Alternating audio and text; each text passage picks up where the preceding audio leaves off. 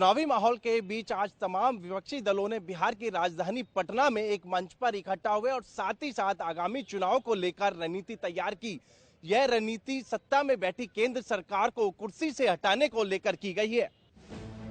पटना में विपक्षी दलों की महाबैठक हुई। इस बैठक में 30 से ज्यादा विपक्षी नेताओं ने हिस्सा लिया।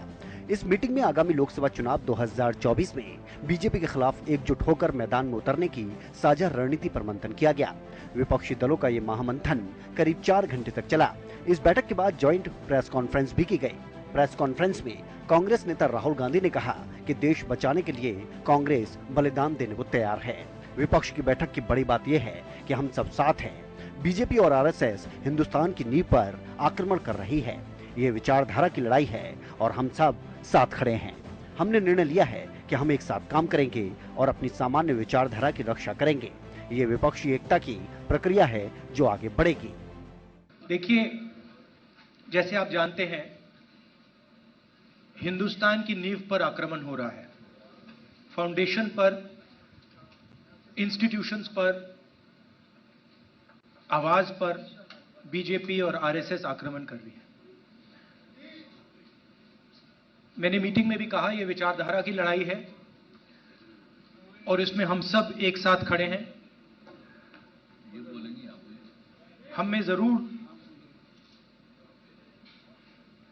थोड़ी थोड़ी डिफरेंसेस होंगी, मगर हमने ये निर्णय लिया है कि हम एक साथ काम करेंगे, फ्लेक्सिबिलिटी के साथ काम करेंगे और जो हमारी विचारधारा है, जिसको हम शेयर करते हैं, उसकी हम रक्षा करेंगे। जैसे खारगे जी ने कहा, नीतीश जी ने कहा, कुछ ही समय में अगली मीटिंग होगी और ये जो आज हमने बातचीत की उसको हम थोड़ा और गहराई में ले जाएंगे। मगर ये एक प्रोसेस है, ऑपोजिशन यूनिटी की एक प्रोसेस है और ये अब बहुत गहरी तरीके से आगे बढ़ने जा रही है। इस बैठक में 17 विपक्षी दलों के नेताओं ने हिस्सा लिया तो साथ ही साथ 30 से अधिक विपक्षी दल के नेता मौजूद थे और इस बैठक में निर्णय लिया गया है कि आगामी जो बैठक है वो शिमला में रखी जाएगी। पटना में हुई विपक्ष की बैठक को लेकर मुख्यमंत्री मनोहर लाल ने सभी विपक्षी दलों पर निशाना साधा है। विशेष रूप से उन्होंने पंजाब के मुख्यमंत्री भगवंत मान के एक बयान का हवाला देते हुए कहा कि जब बिल्ली, बंदर, भालू और बटेर सब एकत्रित हो जाएं तो समझ लीजिए कि सामने शेर है। वहीं एक तरफ जहां सभी विपक्षी दलों ने पटना में बैठक की, तो दूसरी तरफ प्रदेश के मुख्यमंत्री मनोहर लाल ने इस बैठक को लेकर अपनी प्रतिक्रिया दी। बैठक को लेकर उन्होंने कहा कि देश में लोकतंत्र है और सभी अपनी राजनीति और रणनीति तय कर सकते हैं। दूसरी तरफ वो इस बैठक को लेकर विपक्षी दलों पर निशाना साधते हुए भी नजर आए। उन्होंने पंजाब के मुख्यमंत्री भगवंत मान के एक बयान का हवाला देते हुए कहा कि भगवंत मान ने खुद कहा था कि जब बंदर, बटेर, बिल्ली, भालू सब इकट्ठा हो जाए तो इसका मतलब सामने शेर है। उन्होंने कहा कि आज उन्हीं का बयान दोहराया जा रहा है, हालांकि वो खुद भी इस बैठक में शामिल होने गए हैं। ये लोकतंत्र है और लोकतंत्र में ये सब प्रयोग होते रहते हैं।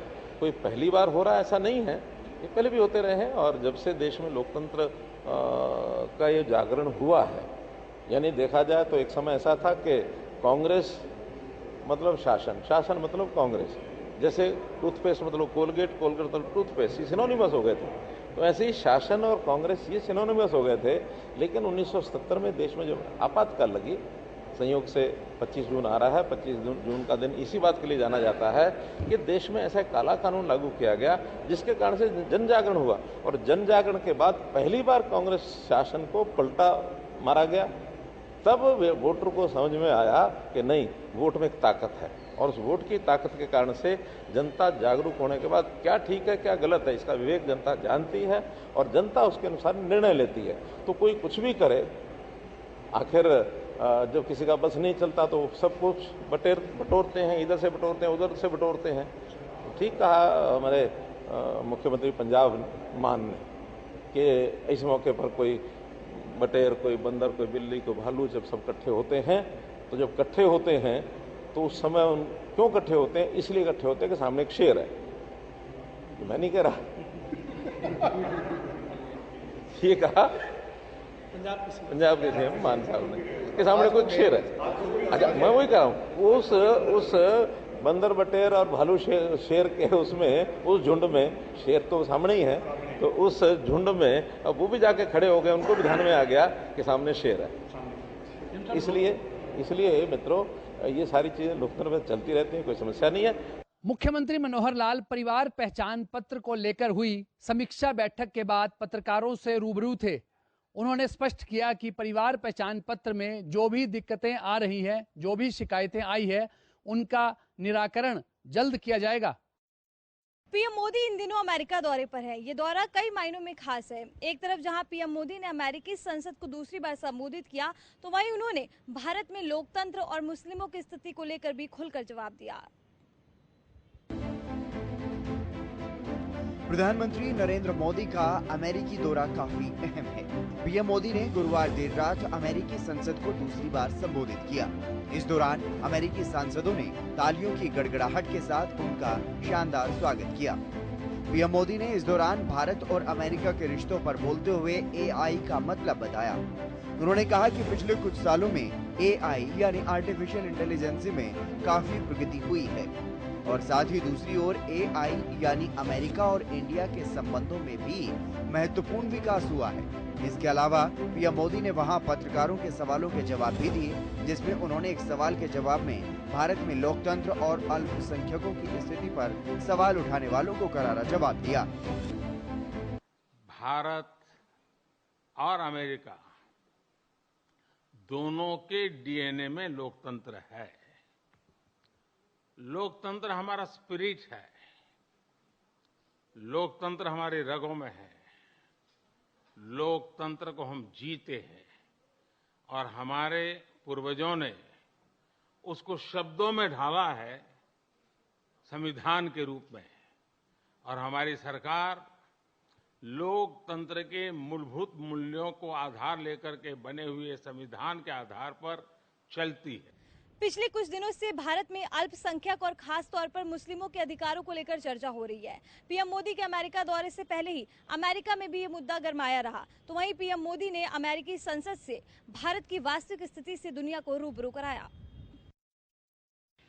प्रधानमंत्री नरेंद्र मोदी ने अपने अमेरिका दौरा के दौरान जहां एक तरफ कई बड़ी हस्तियों के साथ मुलाकात की, तो वहीं दूसरी तरफ उनके लिए व्हाइट हाउस में एक विशेष डिनर का आयोजन भी किया गया।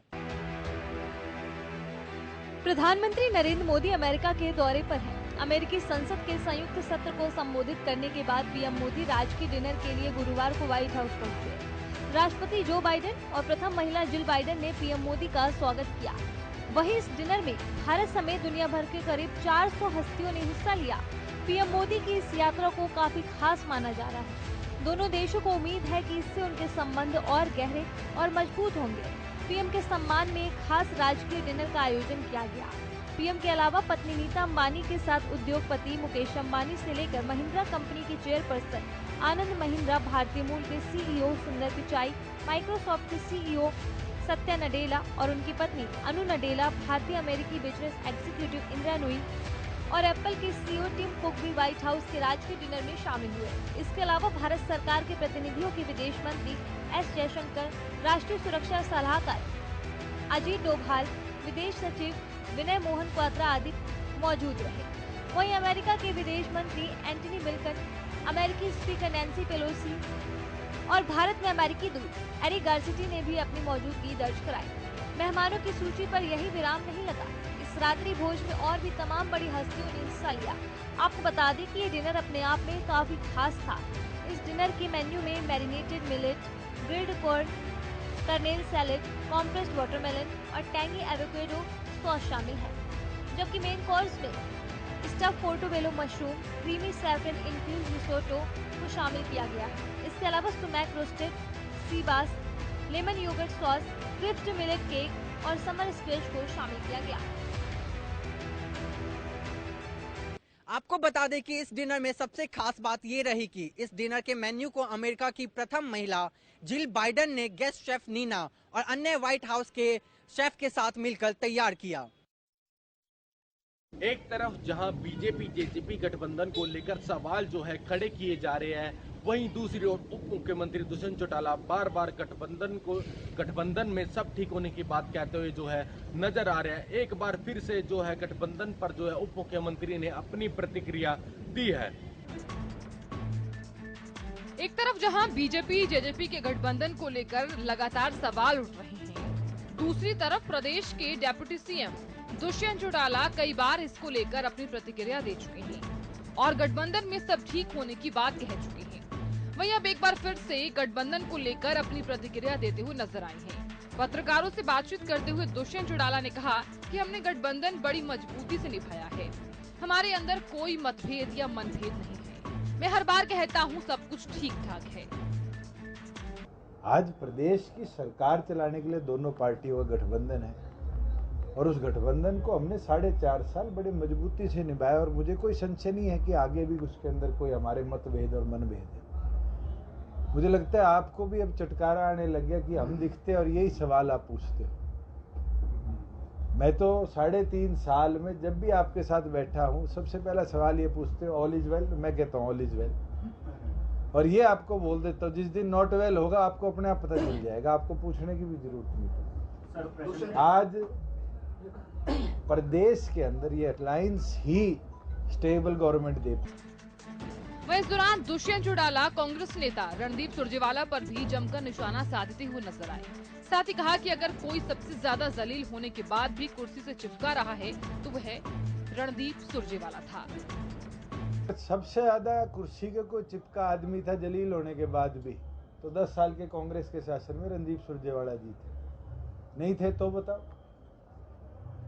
दो। आप तो कैथल के पत्रकार हो, आपके तो विधायक थे। मैं एक चीज कह सकता हूं कि आज इलेक्ट्रोल ने 16% वोट जननायक जनता पार्टी को दिए हैं और इसलिए दिए हैं कि प्रदेश के हित में हम काम। मैं तो खुल के कहता हूं कि ऐसे कोई तथ्य इनके पास हैं जहां मेरे को इरेगुलरिटी दिखती है। मैं तो सुरजेवाला जी को 10 चीजों पे जवाब दे चुका हूं, दोबारा उनने कभी भी जवाब नहीं दिया। कांग्रेस के राष्ट्रीय प्रवक्ता रह लिए, हवाई बात करनी और जलील होके कांग्रेस में टिके रहना, अगर किसी से सीखना है तो रणदीप सुरजेवाला से सीखो कि भूपेंद्र हुड्डा ने 10 साल जब क्या किया था और 7.5 साल अब क्या किया है। और ये भी बता सकता हूं आज विधानसभा के चुनाव तो 1.5 साल में है, बाबू बेटा कैथल की टिकट भी को नहीं लेने दे। आपको बता दें उप मुख्यमंत्री दुष्यंत चौटाला कैथल में एक अपने निजी कार्यक्रम में जो है शामिल होने पहुंचे थे, जहां उन्होंने कैथल के विकास परियोजनाओं पर भी जो है चर्चा की है।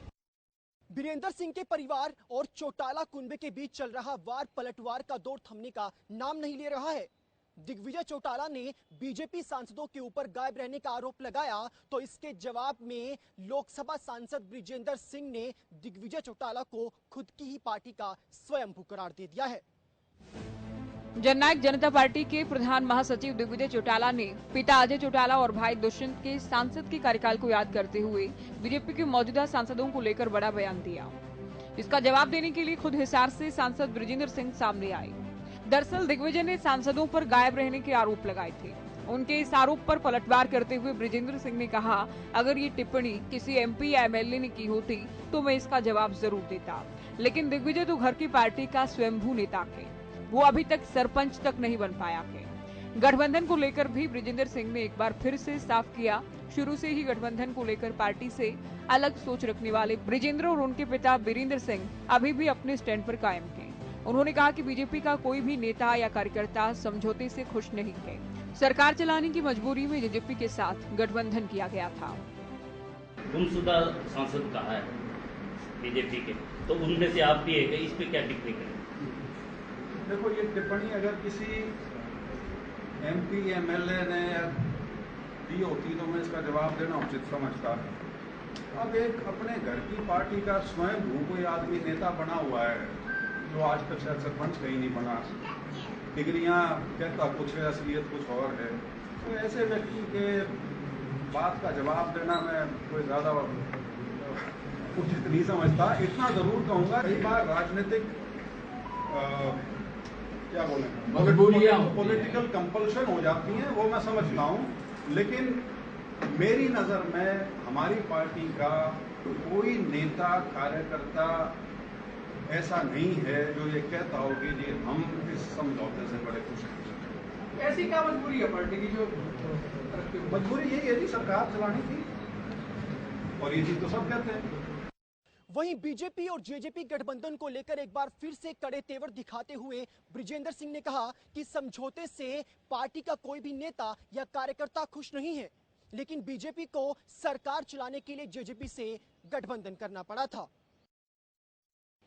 हरियाणा में लगातार बदलते मौसम के बीच जहां लोगों को गर्मी से दो चार होना पड़ रहा है और वहीं पर उमस भरी गर्मी से लोग परेशान हैं, तो हरियाणा के कई इलाकों में लगातार हो रही अचानक बारिश की वजह से लोगों को काफी दिक्कतों का सामना करना पड़ रहा है। हरियाणा के लोग इन दिनों भयंकर उमस भरी गर्मी से जूझ रहे हैं। लोगों को मानसून का बेसब्री से इंतजार है। मौसम विभाग की माने तो आने वाले दिनों में गर्मी से कुछ राहत मिलने की उम्मीद है। हरियाणा में 25 जून से प्री मानसून की बारिश शुरू होगी। हालांकि इससे पहले लोगों को 2 दिन तक शुष्क और गर्म मौसम झेलना पड़ेगा। मौसम विभाग की माने तो मानसून का योग भी अब ठीक बन रहा है। मानसून को आगे बढ़ाने वाले कारक सही दिशा में काम कर रहे हैं। मौसम विभाग के अनुसार ये माना जा रहा है कि हरियाणा में मानसून 30 जून तक दस्तक देगा। प्रदेश में मौसम आमतौर पर 27 जून तक परिवर्तनशील रहने की संभावना है। 24 जून तक मौसम खुश्क रहने के साथ गर्मी संभावित है। 25 जून रात से 27 जून के दौरान हरियाणा के ज्यादातर क्षेत्रों में हवाओं के साथ कहीं हल्की से मध्यम तो कहीं हल्की प्री मानसून बारिश आने की संभावना है। मौसम विभाग की माने तो मानसून के पहले हरियाणा के अधिकांश इलाकों में अच्छी बारिश हो सकती है। बारिश की गतिविधियां 25 जून से शुरू हो जाएंगी। यदि इन दिनों बारिश लगातार और अच्छी मात्रा में होती है तो इसे भी मानसून के आगमन का अच्छा संकेत माना जाएगा। अब देखना होगा कि प्रदेशवासियों को उमस भरी गर्मी से कब तक राहत मिलती है, क्योंकि जिस तरीके से प्रदेश भर में लगातार बदलते मौसम के बीच भी लोगों को परेशानी उठानी पड़ रही है, तो वहीं पर अलग अलग जिले के अंदर की मैं बात करूं तो बिन मौसम बरसात हो रही है, लेकिन उसके बावजूद भी लगातार परेशानी का आलम बना हुआ है। तमाम प्रदेशवासी अब मानसून की बारिश का इंतजार कर रहे हैं। अपनी धमाकेदार रिलीज के बाद फिल्म आदिपुरुष लगातार सुर्खियों में बनी हुई है। आपको बता दें वजह क्या है, फिल्म के अंदर इस्तेमाल किए गए डायलॉग्स को लेकर फिल्म सुर्खियों में बनी हुई है। वहीं अब फिल्म के मेकर्स ने भी एक बहुत बड़ी छूट दी है, राहत दी है। आपको बता दें फिल्म के दामों में जो टिकट्स के दाम है उनको सस्ता कर दिया गया है, उसके बावजूद भी फिल्म में गिरावट दर्ज की जा रही है। आदिपुरुष ने रिलीज के साथ दुनिया भर के बॉक्स ऑफिस पर ग्रैंड ओपनिंग ली। फिल्म ने पहले वीकेंड में ही वर्ल्ड वाइड 300 करोड़ का ग्रॉस कलेक्शन कर लिया है, लेकिन इसके बाद से आदिपुरुष की हालत खस्ता है। भारत में तो फिल्म का बिजनेस लगातार बिगड़ता जा रहा है। वहीं आदिपुरुष के 7वें दिन की कमाई इतनी कम है कि 500 करोड़ से ज्यादा के बजट में बनी इस फिल्म के प्रोड्यूसर्स के पसीने छूटने वाले हैं। फिल्म की लगातार ट्रोलिंग के बीच हाल ही में मेकर्स ने इसके विवादित डायलॉग्स में बदलाव किए हैं और टिकट के दाम भी घटा दिए हैं। फिर भी फिल्म बॉक्स ऑफिस पर रेंगने को मजबूर है। आदिपुरुष के ताजा आंकड़े देखकर इन तरकीबों का कोई फायदा होते हुए नहीं दिख रहा है। 7वें दिन भी आदिपुरुष का कलेक्शन घटा है। फिल्म ने 7वें दिन देश भर में महज 5 करोड़ 50 लाख का नेट बिजनेस किया है। फिल्म मेकर्स लगातार कोशिश कर रहे हैं, उसके बावजूद भी फिल्म गिरती ही नजर आ रही है। पिछले दिनों टाइटैनिक जहाज का मलबा देखने गए पनडुब्बी सवार 5 लोग डूब गए। अब खबर सामने आ रही है कि सभी 5 लोगों की मौत हो गई है। 1912 में समंदर में डूबे टाइटैनिक जहाज के मलबे को देखने के लिए 5 लोगों को ले जाने वाली टाइटन पनडुब्बी दुर्घटना का शिकार हो गई और उसमें सवार 5 यात्रियों की मौत हो गई है। पिछले कई दिनों से कई देशों की बचाव दल उस लापता हुई पनडुब्बी को खोजने में जुटे हैं। यूएस कोस्ट गार्ड्स ने बताया कि 22 जून को उसका मलबा टाइटैनिक के पास मिला है, जिसके बाद पनडुब्बी की ऑनर कंपनी ओशन गेट ने हादसे की पुष्टि की है। एक रिपोर्ट के अनुसार ओशन गेट कंपनी ने अपने बयान में कहा है कि हमने टाइटन पनडुब्बी में सवार सभी यात्रियों को खो दिया है। इस हादसे पर हम शोक व्यक्त करते हैं। दुख की इस घड़ी में हमारी संवेदनाएं उन 5 यात्रियों के परिवारों के साथ हैं। हालांकि यह दुखद हादसा हुआ कैसे, इस बारे में कंपनी ने अभी विवरण नहीं दिया है। कुछ खोजकर्ताओं का मानना यह है कि जो पनडुब्बी 18 जून को उत्तर अटलांटिक महासागर में अपनी यात्रा के दौरान लापता हुई थी, उसके चालक दल के पास 4 दिन के लायक ही ऑक्सीजन थी। टाइटन पनडुब्बी के लापता होने की सूचना मिलते ही अमेरिका, ब्रिटेन और कनाडा समेत कई देशों के खोजकर्ताओं की टीम सर्च ऑपरेशन में जुटी हुई थी। हालांकि 4 दिनों तक किसी को समुद्र में वो पनडुब्बी नहीं मिली। पनडुब्बी के दुर्घटना होने की वजह को जानने की कोशिश की जा रही है। एक रिपोर्ट में बताया गया कि लापता पनडुब्बी में 10 साल पुराने गेमिंग कंट्रोलर का इस्तेमाल किया गया था, जिसने काम करना बंद कर दिया होगा। वहीं कुछ विशेषज्ञों का मानना ये है कि पनडुब्बी की गहराई में जाते वक्त तकनीकी खराबी के चलते ये हादसा संभव है। ये बड़ा हादसा कैसे हुआ, इसको लेकर लगातार कयास लगाए जा रहे हैं। आखिर इस हादसे के पीछे की असली वजह क्या थी, इसको लेकर कई टीमें गठित की गई हैं और सभी टीमों ने अपना काम भी इसको लेकर जारी कर दिया है। सबसे पहले 15 शतक लगाने वाले खिलाड़ियों की सूची में विराट कोहली अब एक पायदान नीचे खिसक गए हैं। आपको बता दें कि वेस्टइंडीज के कप्तान शाई होप ने विराट कोहली का रिकॉर्ड तोड़ दिया है। वेस्टइंडीज के कप्तान शाई होप ने विराट कोहली सहित कई बड़े दिग्गज बल्लेबाजों का रिकॉर्ड तोड़ दिया है। उन्होंने 4 नंबर पर बल्लेबाजी करते हुए 129 गेंदों में 132 रनों की शानदार शतकीय पारी खेली। इस दौरान उनके बल्ले से 10 चौके और 3 छक्के निकले। वनडे में होप का ये 15वां शतक है। होप ने सिर्फ 105 पारियों में अपना 15वां शतक जड़ दिया है। इसके साथ ही उन्होंने वनडे में सबसे कम पारियों में 15 शतक लगाने में विराट कोहली को पीछे छोड़ दिया। इस रिकॉर्ड लिस्ट में पहले नंबर पर बाबर आजम है। बाबर ने सिर्फ 83 पारियों में 15 शतक पूरे कर लिए थे। वहीं दक्षिण अफ्रीका के पूर्व बल्लेबाज हाशिम अमला इस लिस्ट में दूसरे नंबर पर है। उन्होंने 86 पारियों में 15 शतक जड़े। वहीं होप अब इस लिस्ट में तीसरे नंबर पर आ गए हैं। वहीं किंग कोहली चौथे नंबर पर खिसक गए हैं। कोहली ने 106 पारियों में वनडे में अपने 15 शतक पूरे किए थे। आपको बता दें कि इसी के साथ ही 2019 वनडे वर्ल्ड कप के बाद से सबसे ज्यादा शतक लगाने के मामले में शाई होप ने बाबर आजम को भी पीछे छोड़ दिया है। पिछले वर्ल्ड कप के बाद से होप का ये 9वां शतक है। वहीं बाबर ने अब तक 2019 वनडे वर्ल्ड कप के बाद से 8 शतक लगाए हैं। आपको बता दें कि शाई होप के प्रदर्शन में पिछले कुछ सालों में काफी सुधार आया है। उन्होंने 2016 में अपने वनडे करियर की शुरुआत की थी। तब से लेकर अब तक वे 105 पारियों में 50 से ऊपर की औसत से शानदार प्रदर्शन किया है। करनाल के सीकरी गांव के रहने वाले जवान सोमवीर की जो है करंट लगने से मौत हो गई। सोमवीर महाराष्ट्र के अहमदनगर में तैनात थे। करनाल जिले के गांव सीकरी के सैनिक सोमवीर की महाराष्ट्र के अहमदनगर में करंट लगने से जान चली गई। इस दुखद हादसे से सैनिक के गांव और परिवार में मातम पसर गया। सोमवीर के पार्थिव शरीर को गांव लाया गया और सेना के अधिकारियों के साथ भारी संख्या में ग्रामीण अंतिम यात्रा में शामिल हुए, जहां राजकीय सम्मान के साथ सैनिक सोमवीर का अंतिम संस्कार किया गया। सोमवीर करीब 19 साल पहले सेना में भर्ती हुआ था। 19 साल तक इस सैनिक ने मां भारती की सेवा की। 2 महीने बाद सोमवीर की रिटायरमेंट होनी थी, लेकिन रिटायरमेंट से पहले ही सैनिक के साथ हादसा हो गया और उसकी जान चली गई। जरूरत और कमी हमेशा खलेगी और मेरे साथ 10-11 साल बिताए उसने और इसके बहुत ही ऊंचे दर्जे का इसके आचरण व्यवहार और मैं सलाम करता हूं इसको कि ऐसे संस्कारिक बच्चा हो और देश का नाम रोशन करे। बाकी इसकी कमी हमारे को इसकी भरपाई कभी नहीं हो सकती। तो कोई ऐसी बात आपको याद हो, कोई सपने संजोए हो कि 2 महीने बाद रिटायर होकर आना था, किस तरह की ज़िंदगी जीनी थी? वो अब बता रहा था कि मैं अभी घर जाना है, मेरे घर के कई इशू हैं तो इसलिए मेरा थोड़ा घर जाना ज़रूरी है। मदर काफ़ी एज हो रखी है तो घर की लुक आफ्टर नहीं हो पा रही, बच्चों की देखभाल, और साथ ही इसलिए घर आने की कोशिश कर रहा था तो चलो वो तो नहीं हो पाया। बाकी हम गांव वाले से भी मेरी रिक्वेस्ट है और भगवान से प्रार्थना है कि उसके परिवार को ये पल थोड़ा हिम्मत के साथ थोड़ा उसको सहारा दे। धन्यवाद। इस दर्दनाक हादसे के बाद जो है पूरे गांव में जो है मातम का माहौल है।